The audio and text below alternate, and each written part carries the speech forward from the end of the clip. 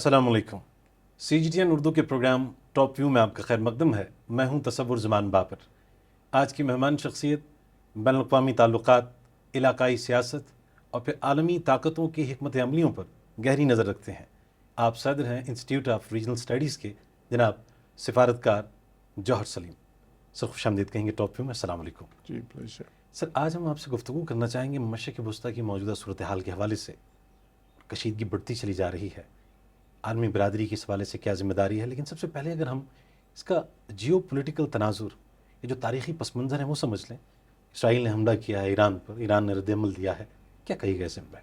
جی دیکھیں، ایک تو خیر یہ ظاہر ہے یہ انٹرنیشنل لاء کی بڑی وائلیشن ہے. UN چارٹر کی بھی جو آرٹیکل 2 ہے، آرٹیکل 51 ہے. لیکن یہ تنازع بہت عرصے سے چل رہا ہے، یہ ہم سب جانتے ہیں، یہ دہائیوں کی بات ہے. اسرائیل کی ایک پرانی ہسٹری ہے. اس نے اسٹرائک کی 1981 میں عراق پہ بھی اسٹرائک کی تھی. ان کے جو ہے نا یہ کہہ کے کہ وہ جو ہے نیوکلیر بامبس بنانا چاہ رہے ہیں، جبکہ بعد میں یہ ثابت ہو گیا عراق جنگ کے بعد کہ کوئی ویپنز آف میس ڈسٹرکشن کا پروگرام نہیں تھا. اب تو یہ تاریخ نے کہہ دیا ہے. ایران سے ان کو یہ خطرہ بہت عرصے سے ہے، اور اس میں مختلف مینز استعمال کیے گئے. نیگوسیشنز بھی ہوئیں، اس سے پہلے بھی اسٹرائکس ہو چکی ہیں، سینکشنز بھی ہیں. اکنامک اسٹرینگولیشن ایران کی جو ہے وہ بھی ظاہر پروگرس ہے. ان کو جو ڈینائل آف ٹیکنالوجی ہے وہ بھی ہم دیکھ رہے ہیں سارا. تو اس سارے پس منظر میں ابھی مذاکرات ایک ہو رہے تھے. دیکھیں 2000 جو ہے نا 15 کے اراؤنڈ وہ JCPOA بھی ہوا، جو کہ ایک بہت اچھا معاہدہ تھا، joint comprehensive plan of action. وہ بڑی سالوں کی محنت کے بعد وہ کلمینیٹ ہوا تھا،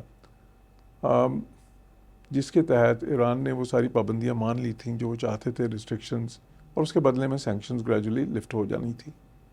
اور وہ اس کے مطابق بھی تھا جو پاکستان کی بہت لانگ سٹینڈنگ پوزیشن ہے اس پہ، جو یہ ہے کہ دیکھیں ہم اس سے اگری کرتے ہیں کہ ایران کا جو ہے ایک نیوکلیر پاور بننا اس خطے کی سلامتی کے لیے کوئی بہت زیادہ سود مند نہیں ہے.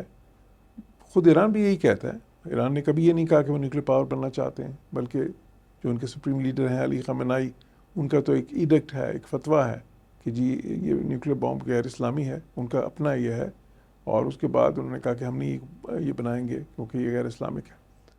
لیکن وہ JCPOA جو ہے، انفارچونیٹلی جب ٹرمپ پریزیڈنٹ بنے تو انہوں نے پھر اسے وڈرا کیا، اور اس کے امریکہ کے وڈرا کرنے اور پابندیاں مزید لگا دیں، سینکشنز وغیرہ.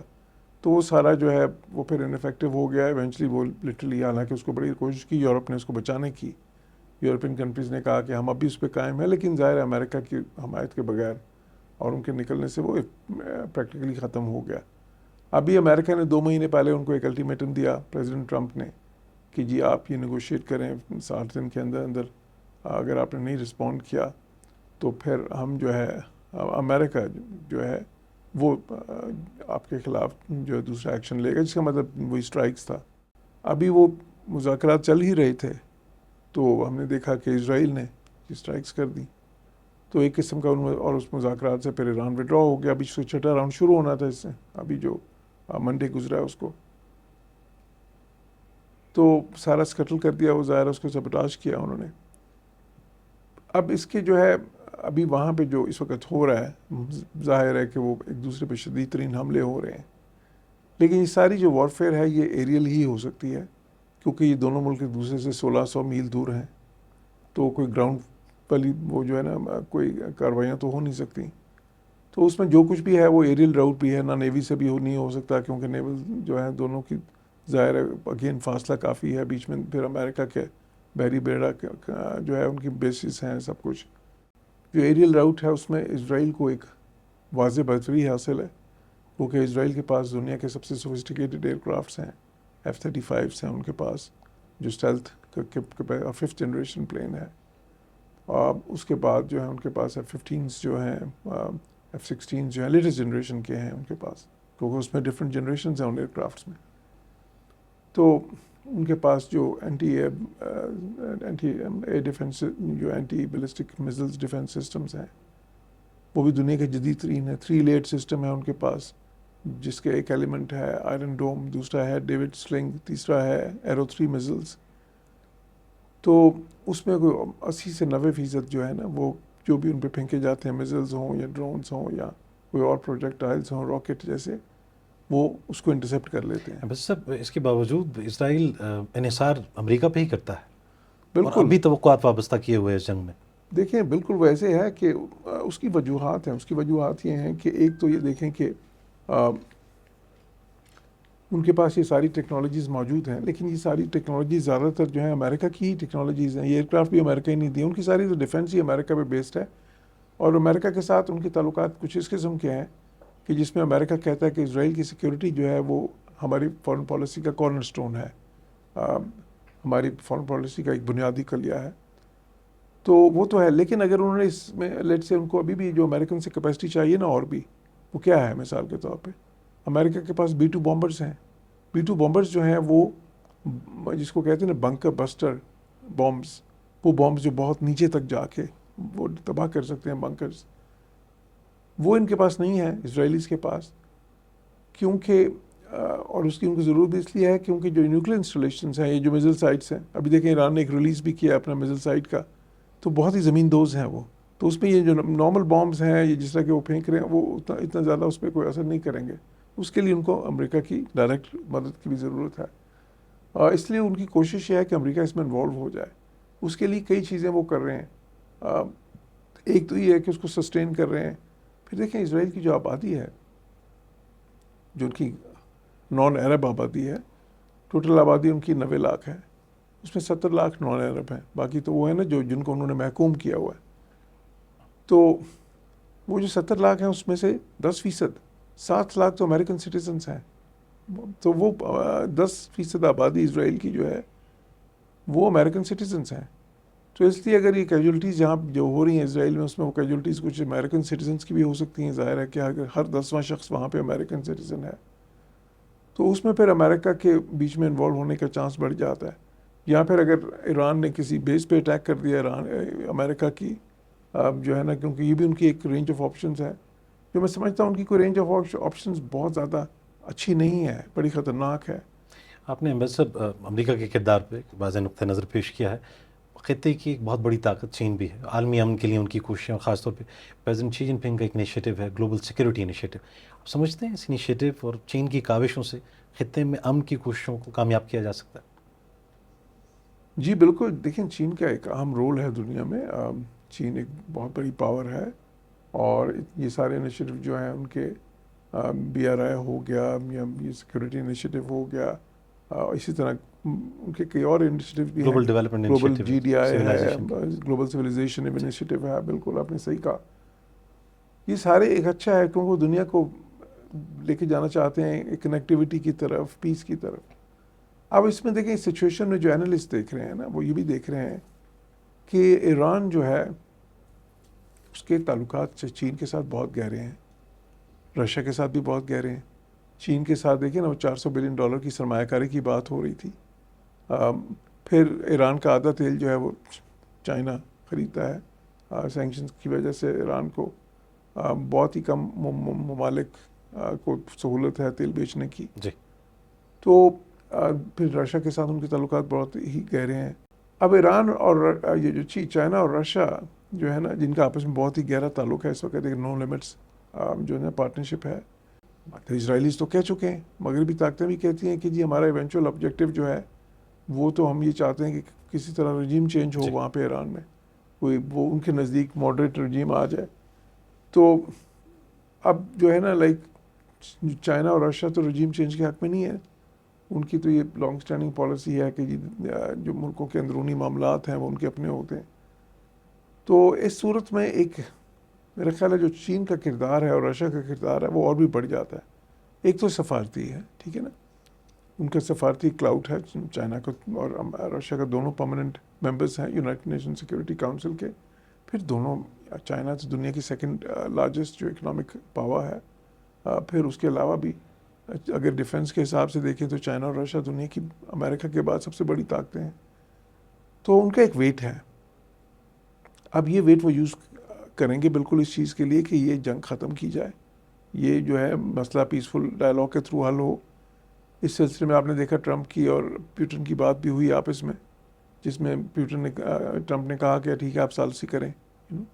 پھر اس کے بعد پیوٹن نے بات کی اسرائیلی پرائم منسٹر سے, اور اس کے بعد جو ایرانین لیڈرشپ سے بھی بات کی. تو ایک ڈپلومیسی چائنا کی اپنی ان کی دیکھیں, چائنا نے سعودی کی اور ایران کی ریپروچمنٹ کرائی تھی. بڑی اہم بات ہے یہ, بہت ایک اہم جو ہے نا پوری بہت دنیا بڑی اس پہ, پیش رفت ہاں علاقائی امن کے لیے. پوری دنیا اس پہ جو ہے نا اس کو پوری دنیا نے خوش مقدم کیا تھا, اس کو ویلکم کیا تھا. تو بہت جو ایک اہم کردار جو ہے چائنا اس میں ادا کر سکتا ہے. جیسے کیونکہ یہ چیزیں دیکھیں, ویسٹ تو اس میں پارٹی بن گیا نا ایک قسم کی. حالانکہ امریکہ کہہ رہے کہ ہم اس میں انوالو نہیں ہیں, ہم نے نہیں کیا, لیکن ایران یہ سمجھتا ہے کہ وہ انوالوڈ ہیں اس میں. وہ سمجھتا ہے کہ ان کی مدد کے بغیر نہیں ہو سکتا تھا. اسی طرح جو باقی یورپین کنٹریز ہیں میجر, جس طرح بے شک وہ جرمنی ہے یا فرانس ہے یا یو کے, ان کی جو اسٹیٹمنٹس آئی ہیں آپ نے دیکھا کہ وہ تھوڑی سی اسرائیل کے حق میں زیادہ تھیں, جھکاؤ اس طرف تھا. تو ایران اس لیے اس وقت ان کو بھی نہیں سمجھے گا کہ یہ امپارشل ہیں یا نیوٹرل ہیں, لیکن چائنا کے اور رشیا کو وہ مختلف طریقے سے لے گا, ان کی بات زیادہ سنے گا, تو اگر یہ جو کشیدگی ہے یہ کسی بڑے تصادم کی اگر شکل اختیار کر لیتی ہے, کیا سمجھتے ہیں اقوام متحدہ کی کیا ذمہ داری اس موقع پہ آپ دیکھتے ہیں کہ جو عائد ہوتی ہے ان پہ؟ دیکھیں اقوام متحدہ کی ذمہ داری تو سب سے بڑی ہے. اقوام متحدہ کو تو قائم اس لیے کیا گیا تھا کہ وہ دنیا میں انٹرنیشنل کوآپریشن کو فروغ دے اور انٹرنیشنل کانفلکٹس کو روکے. اس کے دو بنیادی تو یہی تھے نا. اب اس میں جو خصوصاً جو یونائٹڈ نیشن سیکورٹی کونسل ہے, یا جو سلامتی کونسل جس کو ہم کہتے ہیں, تو سلامتی کونسل کی تو بنیادی ذمہ داری یہی ہے کہ وہ کانفلکٹس کو روکے, اور کانفلکٹس جہاں پہ ہو جائیں تو پھر ان کی ریزولوشن کے لیے کام کرے. اب ہم یہ دیکھ رہے ہیں بدقسمتی سے کہ وہ فیل ہوتا ہے جہاں پہ بھی ہوتے ہیں. بے شک وہ غزہ کا مسئلہ ہے, بے شک یوکرین کا مسئلہ ہے, اور ابھی یہ مسئلہ ہے, اس میں کچھ بھی نہیں کر سکا سلامتی کونسل. غزہ پہ انہوں نے ریزولوشنز تک پاس ہو گئے, ان ریزولوشن پہ عملی کچھ نہیں ہوا. یوکرین پہ تو خیر وہ کیونکہ ویٹو پاس یوز ہو جاتی ہیں تو پھر وہ ریزولوشن بھی پاس اس طرح سے نہیں ہوتے. تو اب اس مسئلے میں آ کے دیکھیں تھوڑی سی ڈسکشن بھی ہوئی. ایران یہ مسئلہ سلامتی کونسل میں لے کے گیا, لیکن کیا ہوا, کوئی خاطر خواہ وہاں پہ اس پہ جو ہے نا پروگریس نہیں ہو سکی. تو یہ ایک بدقسمتی کی بات ہے کہ یونائٹڈ نیشن سیکورٹی کونسل, جس میں کہ اچھا دیکھیں نا پانچوں یہ جو طاقتیں ہیں دنیا کی, اس میں وہ پرماننٹ ممبرز ہیں. بے شک وہ امریکہ ہے یا چائنا ہے, رشیا ہے, فرانس ہے, یو کے ہے, پھر باقی بھی اس میں جو الیکٹ ہو کے آتے ہیں. پاکستان بھی شامل ہے اس وقت, پاکستان 10 نان پرماننٹ ممبرز میں ہے. تو وہ یہ سارے ملک جو ہیں انہوں نے کوشش تو کی, لیکن مسئلہ یہ آ جاتا ہے اگر اسرائیل سنا ہی نہیں جو انہوں نے کیا ہے. انہوں نے جو ہے پچھلے 1.5 سال میں غزہ کے مسئلے پہ انہوں نے ٹوٹلی فلاؤٹ کیا ہے, اور ڈسریگارڈ جو ہے نا بالکل ہے ان کی. کسی بھی بے شک وہ سلامتی کونسل ہو, وہاں کے ریزولوشنز ہوں, بے شک وہ یونائٹڈ نیشن جنرل اسمبلی کے ریزولوشنز ہوں, بے شک وہ ICG کی رولنگز ہوں, انٹرنیشنل کورٹ آف جسٹس کی, بے شک وہ ICC انٹرنیشنل کرمنل کورٹ کی رولنگز ہیں, انہوں نے تو کہا کہ جی ہمیں پرواہ نہیں ہے. آپ کی نظر میں حل کیا ہے اس کشیدگی کا؟ میرے نزدیک یہ مسئلہ حل پتہ کیسے ہوگا. یہ حل ہوگا ایک طرف امریکہ اسرائیل ہے ظاہر ہے, اور ایک دو کی یورپین کنٹریز ہیں, ان کے پاس کلاؤٹ ہے. دوسری طرف چائنا, رشیا اور ایران. ٹھیک ہے نا جی, یہ بات چیت ان کے درمیان ہی ہونی ہے, اور اس میں میرے نزدیک چائنا کا رول بہت اہم ہوگا, رشیا کا رول بہت اہم ہوگا, کیونکہ ایونچولی اگر ایران کسی چیز پہ مانے گا تو وہ گارنٹرز چاہے گا, تو وہ یہی ملک بن سکتے ہیں, وہ دوسرے ملکوں کو تو نہیں مانے گا نا. اور پھر جو پریشر جنریٹ کر سکتے ہیں سب سے زیادہ, کیونکہ دیکھیں نا اگر اس وقت اسرائیل کو لیٹ سے امریکہ ان کو روک تو نہیں رہا نا, امریکہ ان کو کہہ رہا ہے ٹھیک ہے ہم ڈائریکٹ سپورٹ نہیں کر رہے آپ کو, بالواسطہ تو کر رہے ہیں. یورپین کنٹریز بھی ڈائریکٹ نہیں کر رہے, بالواسطہ تو کر رہے ہیں, بلکہ اب کتنے یورپین کنٹریز نے تو اپنے ایسٹس موو کرنے شروع کر دیے ہیں. ابھی آپ نے خبر پڑھی ہوگی کہ UK نے جو ہے نا, فرانس نے, وہ اپنے اس ریجن میں لے کے آ رہے ہیں اپنے ملٹری ایسٹس. تو اگر وہ ایک طرف سے لیٹ سے پارٹی بن رہے ہیں کسی سینس میں, تو اس کو مطلب جو ہے دوسری طرف سے اس کی پیش بندی جو ان سی ہے, یا کم از کم جو ہے نا اس کا اکاؤنٹ آف بیلنس, وہ پھر چائنا اور رشیا سے ہی ہوگا. اور میرا یہ خیال ہے کہ ایونچولی یہ بات جو ہے یہ ڈپلومیسی کے تھرو ہی حل ہوگی, اور وہ ڈپلومسی ہوگی امریکہ اسرائیل ایک طرف مین جو ہے نا، باقی تو چلے مشورہ دے سکتے ہیں نا، ان کی اس طرح کی وہ نہیں ہے، کلیدی اہمیت نہیں ہے، اور دوسری طرف چائنا رشیا ایران، ان کے بیچ میں بات چیت کے سے ہی یہ مسئلہ حل ہوگا. میرے صاحب بہت شکریہ اس اہم موضوع پہ اور اس کشیدہ صورتحال پہ آپ نے دو ٹوک اپنا نقطہ نظر پیش کیا. C M G China media group CGN Urdu تہہ دل سے آپ کا شکر گزار ہے. جی پلیزر آلویز. ناظرین سامعین، ہمارے مہمان جناب ایمبیسڈر جوہر سلیم جو کہ انسٹیٹیوٹ آف ریجنل اسٹڈیز کے صدر ہیں اور کونا مشق سفارتکار ہیں. مشرق وسطیٰ کی صورتحال، اس کی وجوہات کیا ہیں، اسباب کیا ہیں اور ممکنہ حل انہوں نے بتلا دیا. آج کا پروگرام بس یہیں تک. ٹاپ ویو سے تصور زمان بابر کو اجازت دیجیے. اللہ نگہبان.